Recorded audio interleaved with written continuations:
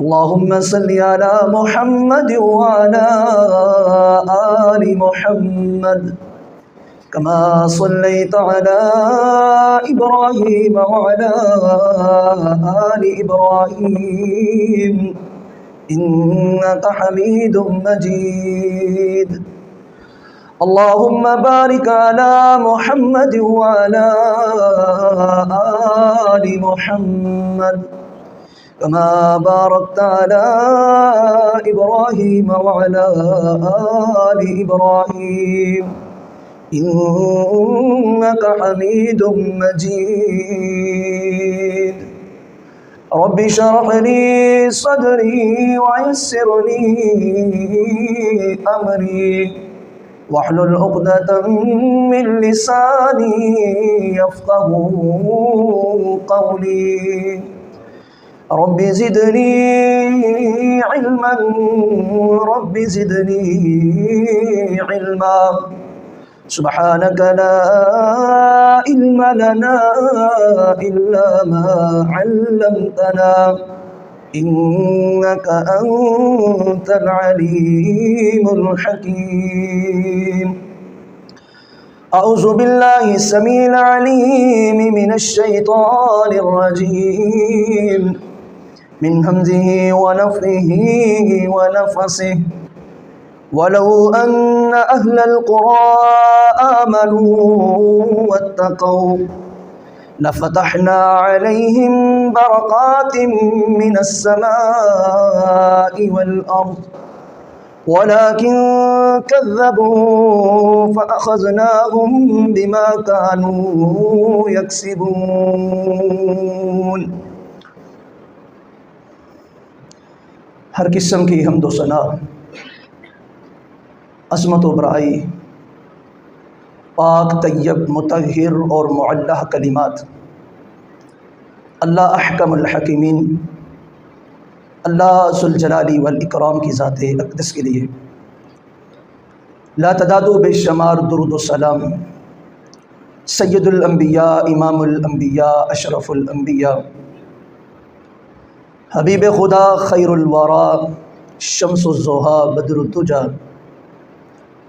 منبع رشد و ہدا، پیکر صبر و رضا، پیغمبر رب ارض و سما، مصدر مہر و وفا، احمد مجتبیٰ، میرے اور آپ کے پیر و مرشد جناب محمد الرسول اللہ صلی اللہ علیہ وآلہ وسلم کی ذات بابرکت کے لیے لا تعداد و بے شمار اللہ کی رحمتیں، اس کا لطف و کرم اور اس کی عنایات و نوازشات ہوں آپ کے اصحاب پر،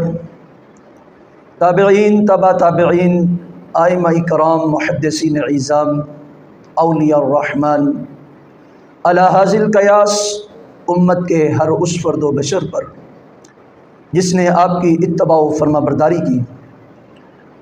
اللہ ان سب حضرات پر اپنی لاکھوں کروڑوں بلکہ اربہ رحمت نازل فرمائے،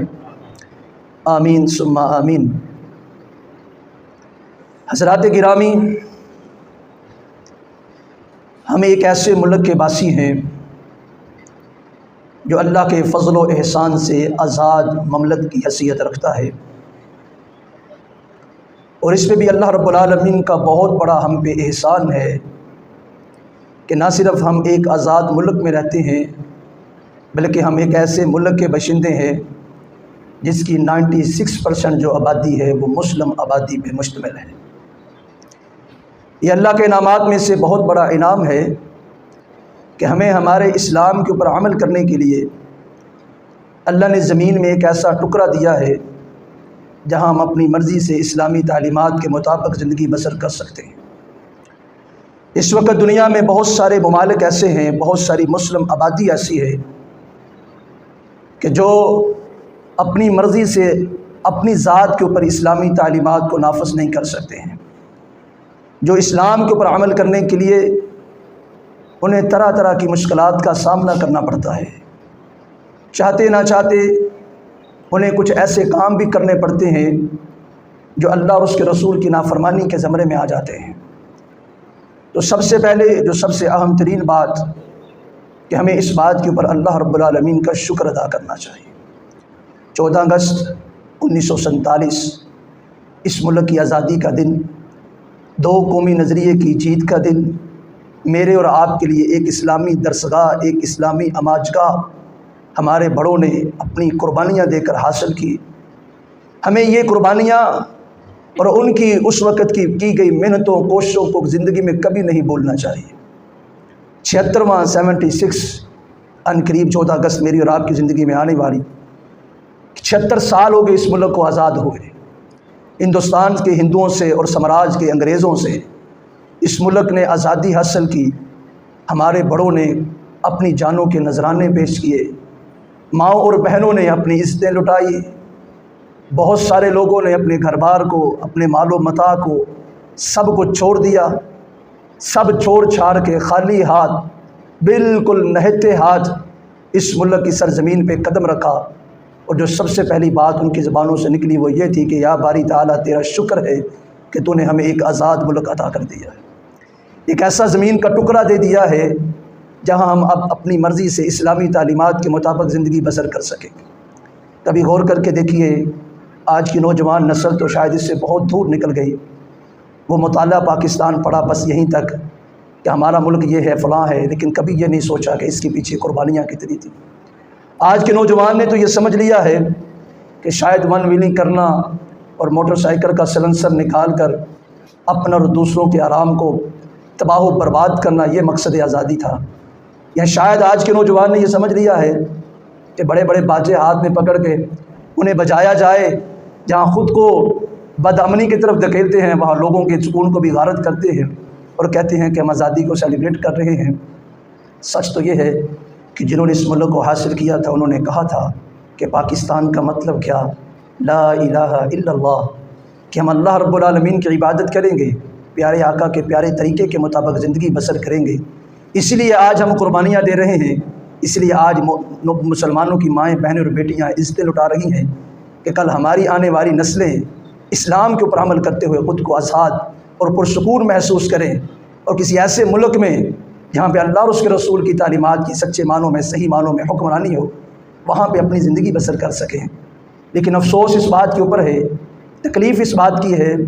کہ جہاں اس ملک کے حکمران اپنے اس اصل مقصد سے ہٹ گئے ہیں، وہیں عام عوام بھی جس مقصد کے لیے ملک حاصل کیا تھا اس سے کوسوں دور جا چکے ہیں۔ چاہیے تو یہ تھا کہ جو اللہ رب العالمین نے قرآن مجید میں کہا ہے کہ لَإِن شَكَرْتُمْ لَأَزِيدَنَّكُمْ وَلَإِن كَفَرْتُمْ إِنَّ عَذَابِي لَشَدِيدٌ، جب اللہ تمہیں خوشیاں دیتا ہے، جب اللہ تمہیں نعمتوں سے نوازتا ہے، تو پھر تمہارا حق یہ ہے کہ تم اللہ رب العالمین کا شکر ادا کرو، پھر تم کثرت کے ساتھ اس باری تعالیٰ کے حضور سجدہ شکر بجا لاؤ، پھر اس کی دی گئی اس نعمت اور ان احسانات کے اوپر کثرت کے ساتھ لفظ الحمدللہ کہو۔ اللہ تمہاری نعمتوں میں مزید ترقیاں کر دیتا، اللہ انہیں مزید بڑھا دیتا، اللہ تمہاری خوشیوں کو 4 چاند لگا دیتا، کیونکہ قرآن میں رب کا اس بات کے اوپر وعدہ ہے کہ لَإِن شَكَرْتُمْ لَأَزِيدَنَّكُمْ، اگر رب کی طرف سے دی گئی نعمتوں پہ شکر کرو گے تو اللہ ان نعمتوں کو مزید بڑھا کر تمہیں عطا کر دے گا۔ کسی ایک نعمت پہ شکر کرو گے تو اللہ اس کے بدلے کئی ایک نعمتوں سے نواز دے گا، لیکن اگر اللہ کی ملی گئی نعمت، دیے گئے احسان کو، اس کے کیے گئے انعام کو فراموش کر دو گے، ناشکری کی زندگی بسر کرو گے، تو وَلَئِن كَفَرْتُمْ إِنَّ عَذَابِي لَشَدِيدٌ، رب کا تو کچھ بگاڑ نہیں پاؤ گے، ناشکری کی زندگی بسر کرنے کے اللہ کا تو کوئی نقصان نہیں کر پاؤ گے، لیکن یہ بات اٹل ہے اور حقیقت ہے کہ تمہاری اس ناشکری کی روش تمہیں دنیا و آخرت میں عذاب میں مبتلا کر دے۔ وَلَئِن كَفَرْتُمْ، اگر ناشکری اختیار کرو گے تو إِنَّ عَذَابِي لَشَدِيدٌ، اللہ تمہیں دردناک عذاب میں مبتلا کر دے۔ صرف عذاب نہیں، عذاب بھی عذاب شدید ہوگا۔ اب دیکھنا یہ ہے، میری اور آپ کی زندگی میں نعمتیں تو بے بہا، اللہ کے احسانات تو اتنے کہ خود اللہ کا خالق کائنات قرآن مجید میں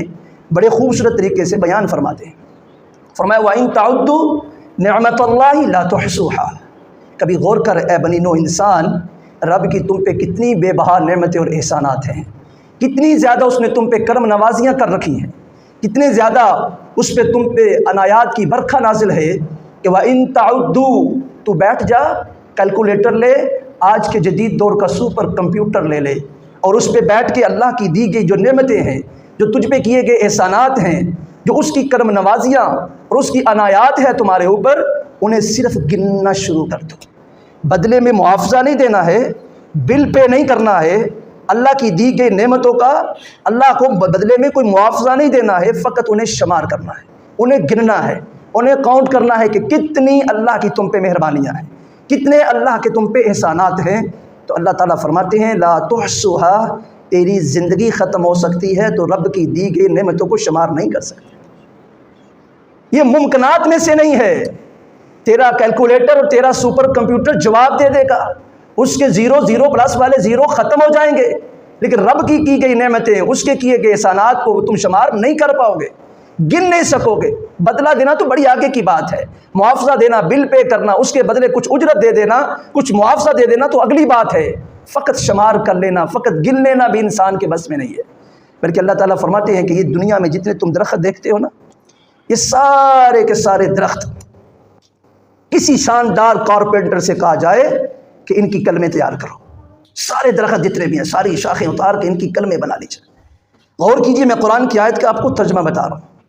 اور کہا تم دنیا میں پانی دیکھ رہے ہو، آج کا جو ماہر ہیں آبی معاملات میں جو مہارت رکھتے ہیں، وہ کہتے ہیں جی دنیا میں اس وقت 3% خشکی ہے اور 7% دنیا میں پانی ہے، یعنی اتنی بڑی تعداد میں دنیا میں پانی ہی پانی ہے۔ تو اللہ تعالیٰ فرماتے ہیں یہ جو بڑے سمندر، دریا، ندی، نالے تمہیں نظر آ رہے ہیں، یہ سارے کے سارے سیاہی بن جائیں، اور جتنے درخت آتے ہیں یہ سارے کے ساری کلمیں تیار کر لی جائیں۔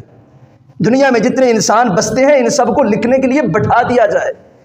یہ سارے لکھنا شروع کرتے ہیں، درخت ساری کلمیں بن جائیں، پانی سارا سیاہی بن جائے، یہ سارا پانی سیاہی ختم ہو جائے، درختوں کی کلمیں لکھ لکھ کے گھس کے ختم ہو جائیں، لکھنے والے دنیا سے مٹ جائیں، فنا ہو جائیں، لیکن تیرے رب کی دنیا پہ انسانوں پہ کی گئی نعمتیں جو ہیں انہیں گن نہیں سکتے ہیں، انہیں لکھ نہیں سکتے ہیں۔ تو مطلب اتنی زیادہ اللہ کی نعمتیں، اتنے زیادہ اللہ کے احسانات انسان کے اوپر اللہ رب العالمین نے کیے ہیں کہ اگر انسان ساری زندگی اللہ کی نعمتوں کے لیے سجدہ شکر کرے تو اس کی زندگی ناکافی ہے۔ انہی نعمتوں میں سے ایک بہت بڑی نعمت، ایک بہت بڑا اللہ کا احسان انسان کی آزاد زندگی ہے۔ ایسی ہواؤں میں انسان سانس لے، ایسی جگہ پہ انسان قیام پذیر ہو جہاں اسے اس کی زندگی گزارنے کے لیے مشکلات کا سامنا نہ کرنا پڑے، جہاں اسے اس کے اسلام کو پر عمل کرنے کے لیے کوئی پریشان نہ کرے، جہاں اسے اس کے دین کو پر چلنے کے لیے کسی قسم کی مشکل کا سامنا نہ کرنا پڑے۔ آپ کبھی غور کر کے دیکھیے، میرے اور آپ کے پاس یہ نعمت موجود ہے، ہمارے پاس یہ پاکستان کی شکل میں زمین پہ ایسا ٹکڑا موجود ہے جہاں پہ ہم آزاد زندگی بسر کر رہے ہیں، مرضی سے جی رہے ہیں، اور اپنی مرضی سے اللہ اور اس کے رسول کے احکامات کے اوپر عمل کر سکتے ہیں۔ ہمیں کوئی روک ٹوک نہیں ہے، ہمیں کوئی پریشان کرنے والا نہیں ہے، ہمارے راستے میں کوئی رکاوٹیں کھڑی کرنے والا نہیں ہے۔ لیکن آج ہم نے اللہ کی دی گئی بڑی نعمت کو کس طرح سے اس کی ناقدری کی ہے کہ آج جہاں حکمران حق راستے سے بھٹک گئے، جہاں وہ مقصد پاکستان جو تھا اسے بلا بیٹھے، وہیں عام عوام جو ہے وہ بھی اپنے اصل آباء و اجداد کی قربانیوں کو فراموش کر کے زندگی بسر کر رہے ہیں۔ اللہ تعالیٰ نے قرآن مجید میں ایک نقشہ کھینچا کہ جب کوئی قوم بحیثیت عوام اللہ رب العالمین کے کیے گئے انعامات کی قدر نہیں کرتی ہے، اللہ جو انہیں دیتا ہے زمین میں حکمرانی اور زمین میں آزادی اور ایسا شاندار ٹکڑا جہاں وہ اپنی زندگی آزادی سے بسر کر سکیں، وہ اس کی قدر نہیں کرتے، اصل مقصد کو نہیں سمجھتے، تو پھر ان کے ساتھ معاملہ کیا ہوتا ہے۔ آئیے ذرا دیکھیے، قرآن مجید میں آج سے 1450 سال پہلے اللہ نے ایک نقشہ کھینچا ہے جو آج بالکل منوعاً ہمارے ملک پاکستان پہ فٹ نظر آتا ہے۔ ہمارے حکمران بھی، ہماری عوام بھی، اور ہمارا یہ ملک بھی آج کیوں زوال پذیر ہے، اسی کی طرف اللہ تعالیٰ نے اس آیت میں نشاندہی کی۔ قرآن مجید فرقان حمید ہے اور سورت کا نام الاعراف ہے، آیت نمبر 96۔ اللہ فرماتے ہیں وَلَوْ أَنَّ أَهْلَ الْقُرَىٰ آمَنُوا، اور اگر یہ بستی والے جنہیں اللہ نے دنیا میں ایک آزاد ملک دیا، ایک آزاد بستی دی، جنہیں جینے کے لیے بہترین جگہ اللہ تعالیٰ نے میسر کی، مہیا کی، فرمایا وَلَوْ أَنَّ أَهْلَ الْقُرَىٰ آمَنُوا وَاتَّقَوْا، اگر یہ بستیاں والے اپنے بستیوں میں رہتے ہوئے اللہ کے اوپر ایمان لاتے اور اس رب سے ڈر کر زندگی بسر کرتے۔ دو باتیں اللہ تعالیٰ یہاں فرما رہے ہیں۔ پہلی بات میں کہ اللہ کے اوپر ایمان لاتے۔ اب الحمدللہ ثم الحمدللہ اس ملک کی 96% آبادی اس بات کی دعوے دار ہے، 96% آبادی یہ بات کہتی ہے کہ ہم اللہ کے اوپر ایمان لا چکے، 96% لوگوں کا یہ موقف ہے، 96% اس بات کا برملا اعلان کرتے ہیں کہ محمد الرسول اللہ صلی اللہ علیہ وسلم ہمارے پیغمبر، ہمارے نبی، ہمارے ہادی، ہمارے رہبر اور رہنما ہے۔ یہ 96% عوام کا یہ ان کا اعلان بھی ہے، یہ ان کا ایمان بھی ہے کہ اللہ ہمارا رب ہے، محمد کریم ہمارے ہادی، رہبر اور رہنما ہے۔ پہلی بات جو اللہ نے کہی وہ 96% اس بات کا اعلان کرتے ہیں، لیکن جو دوسری بات کہی فرمایا واتقوا، اللہ سے ڈر کر زندگی بسر کرتے، اپنے معاملات میں دیکھتے، اگر کسی کے ساتھ ڈیلنگ کرتے تو پہلے سوچتے کہ کہیں اس میں کسی دوسرے بندے کے ساتھ پریشانی کا معاملہ تو نہیں کر رہا،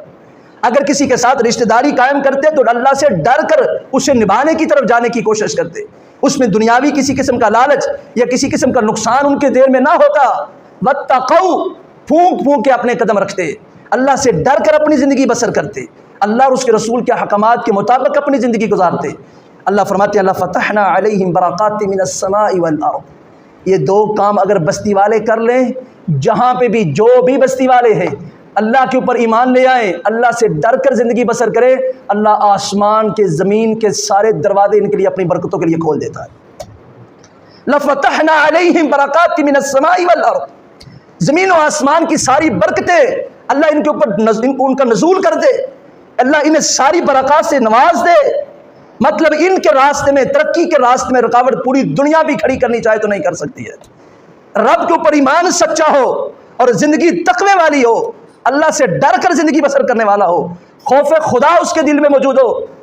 اللہ سے ڈر کر زندگی بسر کرنے والا ہو۔ کبھی غور کیجیے اللہ تعالیٰ نے کیا کہا یہاں پہ، یہ نماز کی بات نہیں یہاں کی جا رہی، زکوٰۃ کی بات یہاں پہ نہیں کی جا رہی ہے، آپ کے روزے کی، آپ کے حج کی بات نہیں کی جا رہی۔ لفتحنا، اللہ دروازے کھولے گا کن کے لیے؟ جو ایمان کے ساتھ ساتھ تقوی اختیار کریں گے، اللہ سے ڈر کر زندگی بسر کریں گے۔ اب دیکھیے بہت سارے لوگ آپ کو ایسے معاشرے میں نظر آتے ہیں جو حقوق اللہ کے معاملے میں بڑے اسٹرکٹ ہوتے ہیں، کمی پیشی نہیں کرتے ہیں، نماز پنجگانہ وقت پہ ادا کرتے ہیں، زکوٰۃ بھی اللہ کے راستے میں دیتے ہیں، حج بھی کرتے ہیں، اس کے ساتھ ساتھ قرآن کی تلاوت میں بھی اپنا وقت صرف کرتے ہیں، لیکن جب حقوق العباد کی بات آتی ہے تو انسانیت کے ساتھ ظلم زیادتی کرتے ہیں، انسانیت کے ساتھ انہیں تکلیف پہنچانے والے اقدامات کرتے ہیں۔ نتیجتاً کیا ہے، جہاں دوسروں کی زندگی میں پریشانیاں لاتے ہیں وہاں سب کچھ ہونے کے باوجود خود کا سکون بھی تباہ و برباد کر دیتے ہیں، کیونکہ انسان کو تکلیف دینے والا، انسان کو پریشان کرنے والا، کسی مظلوم کے ساتھ زیادتی کرنے والا ایسا بدبخت بنتا ہے کہ ساری زندگی بھی بیت اللہ کے اندر، اللہ کے گھر میں، خانہ کعبہ کے سامنے بیٹھ کے رب کی عبادت کرے، وہی زندگی کھپا دے، لیکن جہاں سے چلا تھا وہاں انسانیت کے ساتھ ظلم اور زیادتی کر کے آیا ہے، تو رب کے گھر بیت اللہ میں، خانہ کعبہ کے سامنے بھی اس کے من میں سکون نہیں آ سکتا۔ اللہ تعالیٰ نے دو چیزیں بیان کی، پہلے ایمان لائے، دوسرا تقوی اختیار کرے۔ نتیجتاً لفتحنا علیہم من برکات من السماء والارض، اللہ آسمان سے برکات کو نازل کرے گا، زمین سے اللہ ترقی کے راستوں کو ہموار کر دے گا، آسانیاں لے آئے گا اللہ ان کی زندگیوں میں، پریشانیاں نکل جائیں گی ان کی زندگیوں سے، ان کو ترقی یافتہ بننے سے کوئی نہیں روک سکتا۔ لیکن آیت کا اگلا حصہ سنیے، فرمایا وَلَٰكِن كَذَّبُوا، لیکن اگر یہ اللہ کو جھٹلاتے ہیں، اللہ اور اس کے رسول کی تعلیمات سے روگردانی کرتے ہیں، نام چاہے عبداللہ عبد الرحمن رکھ لے، کہتے ہیں نا بڑا پیارا نام ہے جی یہ اس کا، جی ہم پاکستان میں رہتے ہیں، اس کا مطلب ہی لا الہ الا اللہ ہے۔ کچھ لوگ تو اس طرح کے دعوے ادا کرتے ہیں یہ نہیں مٹ سکتا قیامت تک کے لیے، ہم نے جناب ٹھیکہ لے رکھا ہے، اللہ تعالیٰ نے ہمیں اس بات کی دے دی گارنٹی کہ آپ کو کچھ نہیں ہونے والا، آپ کے بڑوں نے جو قربانیاں دے لی ہیں آپ اس کے بدلے آپ موجیں کرو، جیسے چاہو مرضی کی زندگی بسر کرو،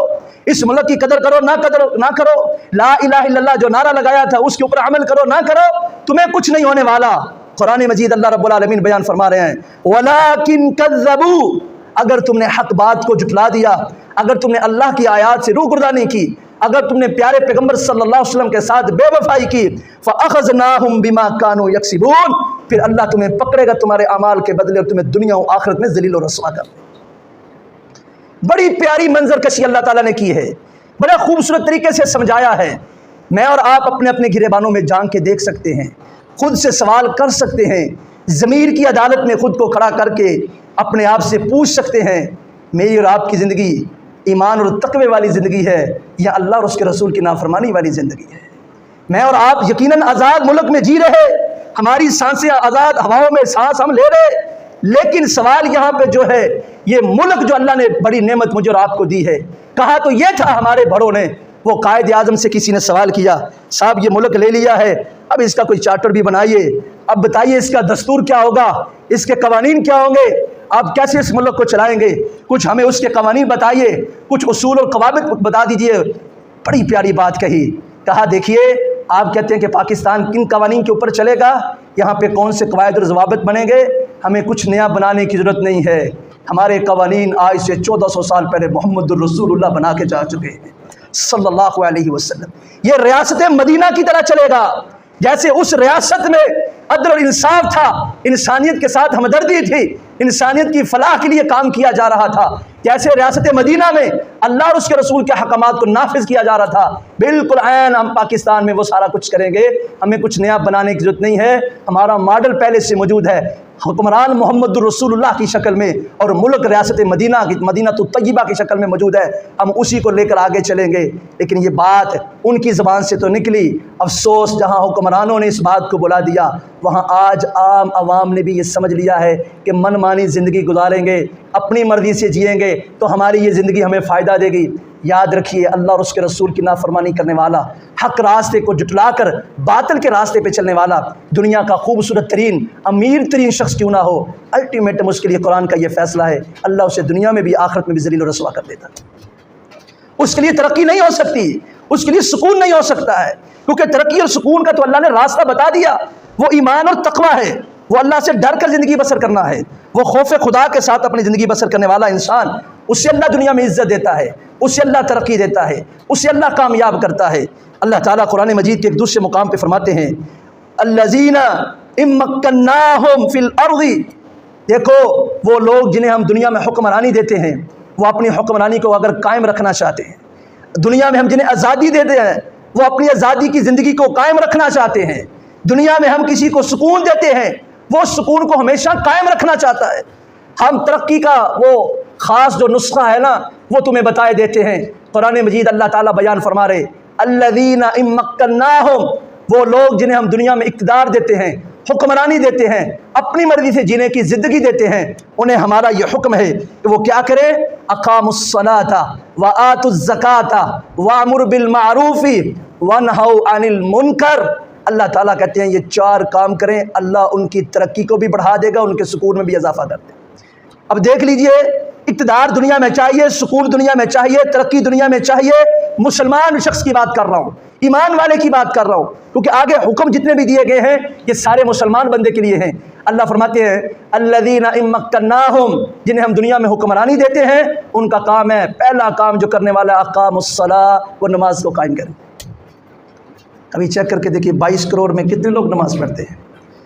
لمبی بات ہو جائے گی، اسے شارٹ کر لیتے ہیں، میں اپنے گھر میں چلتا ہوں، آپ اپنے گھر میں چلیے، ایک نظر میں دوڑاتا ہوں، ایک آپ ڈالیے، پوچھئے ذرا، سوال کیجئے، میرا بیٹا، میری بیٹی، میری بہنہ، میری بیوی، میری ماں، میرا باپ، میرے گھر والا، میرا کنبہ قبیلہ، کتنے میرے گھر کے لوگ نماز پڑھتے ہیں؟ پہلا اللہ رب العالمین کی طرف سے پیغام، اگر امن کی زندگی چاہیے، حقیقی آزادی ہمیشہ چاہیے، ترقی کی زندگی چاہیے، مسلمان بندے کے ساتھ اللہ مخاطب ہے۔ قرآن مجید سورہ نور ہے، ایک مسلمان اگر آزادی کی، سکون والی، ترقی والی، خوشحالی والی، شاندار خوشیوں والی زندگی چاہتا ہے تو پہلا کام اسے کرنا چاہیے کہ اللہ تعالیٰ فرماتے ہیں اقاموا الصلاۃ، نماز پڑھے۔ میرے اور آپ کے گھروں میں آج بے سکونی، آج بد امنی، آج ناچاکی، جہاں اور بہت ساری وجوہات، وہاں سب سے بڑی وجہ آج ہمارے گھروں میں نماز کی پابندی نہیں ہے۔ نبی کریم صلی اللہ علیہ وسلم کی حدیث سن لیجئے، فرمایا جو بندہ صبح کرتا ہے اور اٹھ کر نماز پڑھ لیتا ہے، فرمایا فی ذمۃ اللہ فی کل یوم، اس نے صرف فجر کی 2 سنتیں 2 فرض پڑھے، اب اس کا دن سٹارٹ ہوا شام مغرب تک اسے سیکورٹی گارڈ رکھنے کی ضرورت نہیں، اس کی حفاظت آسمان کا رب خود کرے گا۔ فی ذمۃ اللہ، اب یہ اللہ کے ذمے میں ہے۔ حدیث ترمذی کی رسول اللہ صلی اللہ علیہ وسلم نے فرمایا اگر کوئی فجر کی نماز پڑھ لیتا ہے، اللہ اسے توفیق دیتا ہے، اللہ کا اس پہ جو بڑا انعام ہے، جہاں وہ اللہ کی ذمہ داری میں چلا جاتا ہے، اللہ کی حفاظت میں چلا جاتا ہے، وہاں اللہ اس کے کاموں کو ایسے سمیٹ کے آسان کر دیتا ہے۔ بہت سارے کام جو بکھرے پڑے ہوتے ہیں، بظاہراً امپاسبل نظر آتے ہیں کہ آج یہ کام نہیں ہوگا، نماز فجر پڑھتا ہے، اللہ سے دعا کرتا ہے، اللہ اس کام کو آسان بھی کر دیتے ہیں، حل بھی کر دیتے ہیں۔ تو نماز فجر کی بات نہیں، اللہ فرماتے ہیں اقاموا الصلاۃ، اپنی زندگی میں 5 نمازوں کی پابندی کرنے والا اللہ اسے خوشحالی بھی دیتا ہے، ترقی بھی دیتا ہے، امن بھی دیتا ہے، سکون بھی دیتا ہے۔ ہمارے پاس یہ نہیں ہے کیونکہ ہم اس اللہ کے بڑے حکم کے اوپر عمل نہیں کر رہے. ہم بحیثیت قوم اس نماز والے عمل کو کوئی بڑا عمل نہیں سمجھتے ہیں. بچہ ہے تو کہتے ہیں ابھی بچہ ہے، لیکن اگر اسکول کے ایگزام کی بات ہے تو یہی بچہ رات کے 12 بجے تک ہم اسے جگاتے ہیں، ایکسٹرا ٹائم ایکسٹرا کلاسز دلواتے ہیں کہ بچہ کہیں فیل نہ ہو جائے، جبکہ عارضی امتحان، معمولی امتحان فیل ہو جائے گا تو پھر دوبارہ سے پاس ہونے کے لیے اسے محنت کی جا سکتی ہے، کر سکتا ہے، امتحان کو دوبارہ رپیٹ کیا جا سکتا ہے. لیکن اس کے لیے ہم بے صبرے ہوتے ہیں، پریشان ہوتے ہیں، اس کے لیے ہم دن رات ایک کر دیتے ہیں. لیکن یہ جو امتحان صرف ایک دفعہ ہونا ہے، جس نے پاس ہو جانا ہے وہ پاس ہے، جس نے فیل ہو جانا ہے وہ ہمیشہ کا فیل ہے. اللہ فرماتے ہیں فمن زحزح عن النار وادخل الجنۃ فقد فاز وما الحیاۃ الدنیا الا متاع الغرور. جسے جہنم سے بچا لیا گیا، جنت میں داخل کر دیا گیا، یہ بندہ صحیح معنوں میں کامیاب اور کامران بندہ ہے. ہمیں اس امتحان کی فکر نہیں ہے جو اصل کامیابی والا امتحان ہے اور جو نماز کے ساتھ منسلک ہے. اللہ فرماتے ہیں پہلا کام نماز کو ادا کریں، دوسرا کام وآتوا الزکاۃ، زکوٰۃ کو ادا کریں. یہاں دن رات نئے ٹیکسز لگتے ہیں. افسوس کی بات ہے، ملک مسلمان، حکمران مسلمان، عوام مسلمان، یقین مانیے سچی بات کہہ رہا ہوں، حق بات ہے. آپ چیک کر کے دیکھیے، کیونکہ یہ ہمارے اسلام کی جو اولین تاریخ ہے وہ ہمیں بتاتی ہے. اگر انسان آج کا یہ 22 کروڑ عوام کا جو آج کا امیر بندہ جسے اللہ نے مال سے نوازا ہے، اپنے مال کی 2.5% صحیح طریقے سے امانت داری دیانت داری کے ساتھ زکوٰۃ نکال دے، اللہ کی قسم IMF جیسے کسی ادارے کی ہمیں ضرورت ہی نہیں ہے. عوام کے اوپر کسی قسم کے نئے ٹیکس لگانے کی ضرورت نہیں ہے. عمر فاروق رضی اللہ عنہ کا مبارک دور دیکھیے، اس سے پہلے اسلام اور مسلمانوں کی حالت زار کے اوپر غور کیجیے. حال یہ ہے کہ ایک بندے کے پاس قربانی کا جانور ہے پوری بستی میں، باقی سارے لینے والوں کی صف میں کھڑے ہیں. حال یہ ہے کہ پیارے پیغمبر صلی اللہ علیہ وسلم، غزوہ خندق کی بات ہے، صحابی آئے، کہا یا رسول اللہ صلی اللہ علیہ وسلم اب برداشت نہیں ہو رہی بھوک. اللہ کے نبی بے بھوک اور پیاس کی وجہ سے نڈال ہو چکے ہیں، ہم کچھ نہیں ہمارے پاس کھانے پینے کے لیے. کہا راز تھا، راز رہنے دیتے، تم نے تو اپنے پیٹ کے اوپر ایک پتھر باندھا ہے. دیکھ اس وقت تیرے نبی کی حالت یہ ہے کہ تمہیں تو 24 گھنٹوں کا کھانا نہیں ملا، میں نے 3 دن سے کچھ کھایا پیا نہیں ہے، میں نے 2 پتھر باندھ رکھے. اتنی پتلی حالت تھی اللہ کے نبی اور آپ کے صحابہ کی. زکوٰۃ کے نظام کو ابو بکر نے منکرین زکوٰۃ کے خلاف جہاد کیا، جنگ کی، انہیں سیدھا کیا، ان کا قبلہ درست کیا. عمر فاروق کا دور آتا ہے، لوگ زکوٰۃ صحیح طریقے سے نکال رہے، زیادہ ٹائم نہیں گزرا، ابھی چند سال ہوئے حکمرانی کرتے ہوئے تو عمر فاروق اعلان کرتے ہیں جاؤ کہو جتنی بھی اسلامی مملکت ہے یہاں پہ کوئی بھی اگر مسلمان تمہیں ملتا ہے، غریب مسلمان ملتا ہے، اسے زکوٰۃ کے لیے کہو کہ آئے آ کر ہم سے زکوٰۃ لے جائے. لوگوں نے بتایا مسلمان تو اس قدر خوشحال ہو چکے ہیں، کسی مسلمان کو مال کی ضرورت نہیں ہے. کہا اچھا پھر یہ زکوٰۃ کا مال ان غیر مسلموں کو دو جو ہمارے حکمرانی میں رہتے ہیں، ہو سکتا ہے ہمارے اس عمل سے وہ اسلام کی طرف راغب ہو جائے. یعنی چند سالوں میں اللہ تعالیٰ نے اتنا عروج دیا کہ کوئی زکوٰۃ لینے والا نظر نہیں آیا، کوئی مفوق الحال بندہ نہیں رہا. پورے اسلامی ملک میں، پورے اسلامی عوام میں یہ بہترین نظام اللہ اور اس کے رسول نے میں دیا ہے. وَآتُوا الزَّکَاۃَ، دوسرا کام کہ زکوٰۃ ادا کرنی ہے. اللہ فرماتے ہیں تیسرا کام وَأَمُرْ بِالْمَعْرُوفِ، نیکی کا حکم دو گے اللہ ترقی بھی دے گا، اللہ عزت بھی دے گا، اللہ خوشحالی بھی دے گا، اللہ زندگی میں سکون بھی دے گا. کام یہ ہے کہ لوگوں کو نیکی کی دعوت دو. یہاں پہ کثرت کی سوچ پتہ کیا ہے؟ کوئی جتھے لگا رہے دو جی، ہمیں کیا لگے، ہم تو الحمدللہ نمازی ہیں، وہ نہیں پڑھتا نہ پڑھے، میرا ہی بھائی ہے، میرے ہی گھر میں رہتا ہے، کوئی مطلب نہیں، کوئی بات نہیں اگر نہیں پڑھتا. بیوی میری ہے، باتیں باقی ساری میری مانتی ہے، اگر وہ نماز نہیں پڑھتی تو کیا ہوا؟ او میرے بھائی سن، اللہ کا قرآن تمہیں کیا کہتا ہے کہ کیا ہوگا، کیا ہوا ہے، کتنا بڑا نقصان کر رہے ہو. میں یا ایھا الذین آمنوا قوا انفسکم واہلیکم نارا، اگر اللہ تمہیں نیکی کی توفیق دیتا ہے تمہارے اوپر اللہ لازم کرتا ہے کہ پھر اپنے آپ کو بھی اپنے گھر والوں کو بھی جہنم سے محفوظ کرو. اس کے لیے محنت اور کوشش کرنی چاہیے. جو نہیں پڑھتا اس کے ساتھ محبت اور پیار کر کے دیکھیے، اسے پیغام رسول دیجیے، اسے بتائیے کہ اللہ خالق کائنات نے یہ قرآن مجید میں حکم دیا ہے. اگر کوئی میرا اپنا عزیز پیارا برائی کے راستے پہ چلتا ہے، اللہ فرماتے ہیں وَانْہَوْا عَنِ الْمُنْکَرِ، اسے اس راستے سے روکو. وَلِلَّهِ الْعَاقِبَةُ الْأُمُورِ، اللہ تمہارے دنیا کے آخرت کے سارے معاملات کو درست کر دے گا، کیونکہ ہر کام نے اسی کی طرف لوٹنا ہے.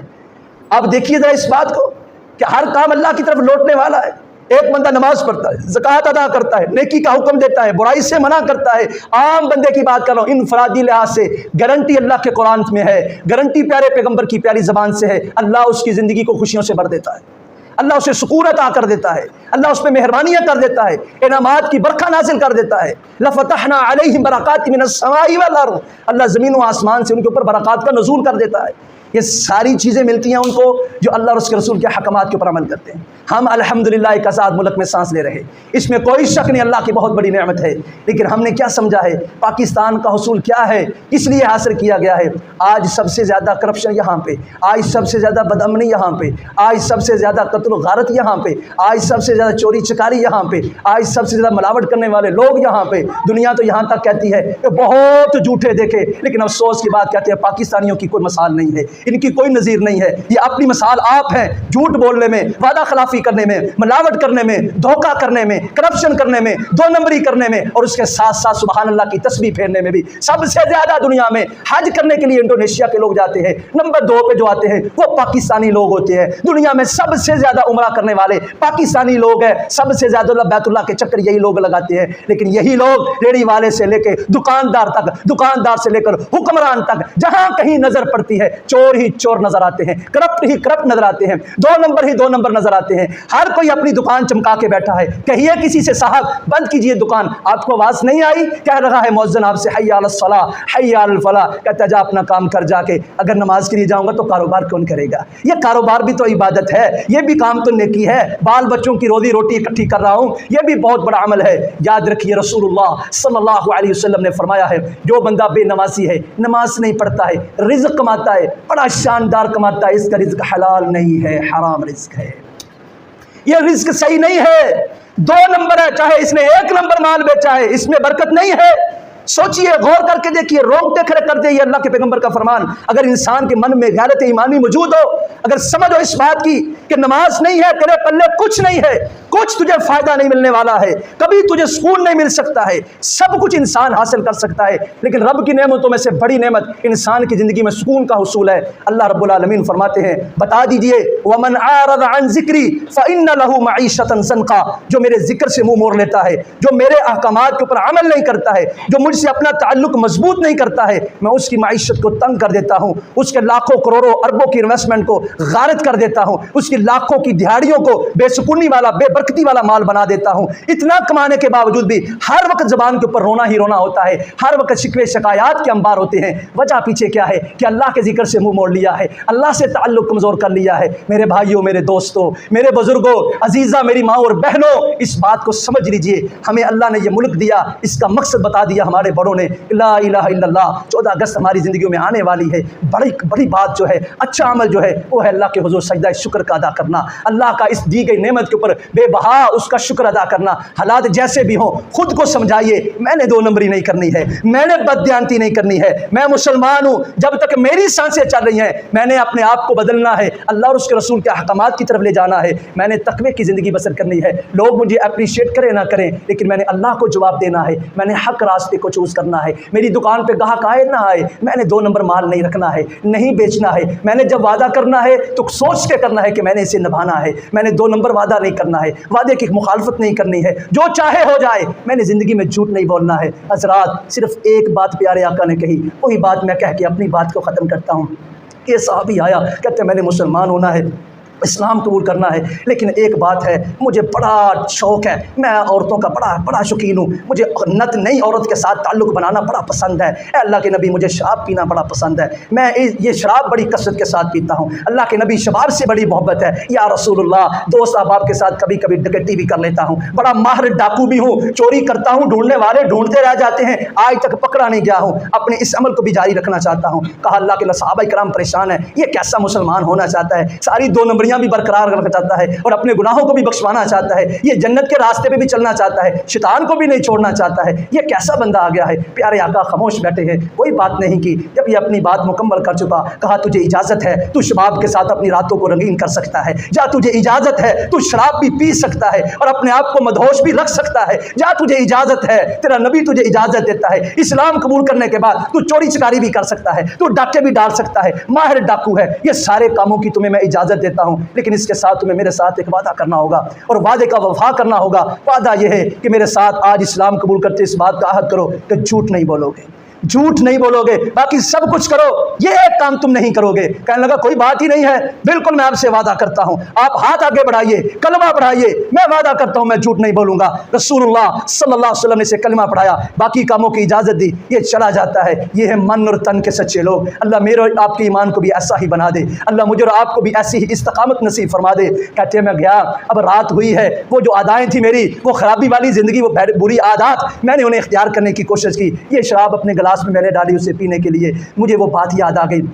نبی سے وعدہ کیا تھا کہ جھوٹ نہیں بولوں گا۔ اگر صبح فجر میں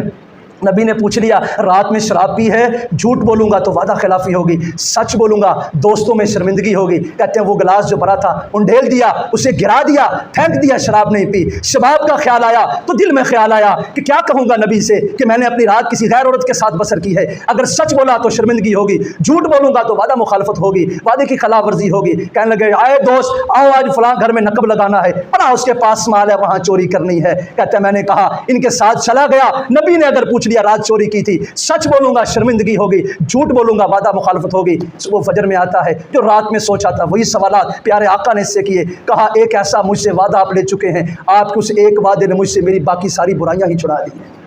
حضرات آئیے ہم بھی خود سے وعدہ کر لیں، آئیے آج ہم بھی اس میں تجدید عہد کر لیں۔ آزادی آزادی تو ہم کہتے ہیں، وہ سلنسر نکالنا ضروری نہیں ہے، باجے بجانا ضروری نہیں ہے، بڑا جھنڈا اپنے چھت پہ لگانا ضروری نہیں ہے۔ یقین مانیے سچی محبت ہے ملک پاکستان سے تو چھوٹی چھوٹی جھنڈیاں لگانا یہ ضروری نہیں ہے۔ ضروری ہے کہیے خود سے اس ملک کی فلاح کے لیے، اپنی کامیابی کے لیے زندگی میں سچ کو لائیں گے، سچ بولیں گے، سچائی کا راستہ اختیار کریں گے، سچائی کے راستے پہ چلیں گے، حق اور سچ کی زندگی بسر کریں گے۔ انشاءاللہ اللہ دنیا میں عزتوں سے ہمکنار کرے گا، دنیا میں ترقیاں میرا اور آپ کا مقدر بنیں گی، کوئی ہمارے راستے میں رکاوٹ کھڑی نہیں کر سکتا ہے، کوئی ہمیں بلیک میل نہیں کر سکے گا، آخرت میں بھی اللہ کامیاب کرے گا۔ اللہ مجھے آپ کو عمل کی توفیق عطا فرمائے، اللہ اس ملک کی قدر کرنے کی، اس ملک کے ساتھ وفاداری کرنے کی توفیق عطا فرمائے، اللہ ہمارے اس ملک پاک کو امن والا ملک بنائے، اللہ سلامتی والا ملک بنائے، نیک صالح حکمران مجھے اور آپ کو نصیب فرمائے، اللہ زندہ رکھے اسلام کی بیت میں حالت میں، اللہ موت دے ایمان پہ شہادت والی موت نصیب فرمائے۔ وآخر دعوانا ان الحمد للہ رب العالمین۔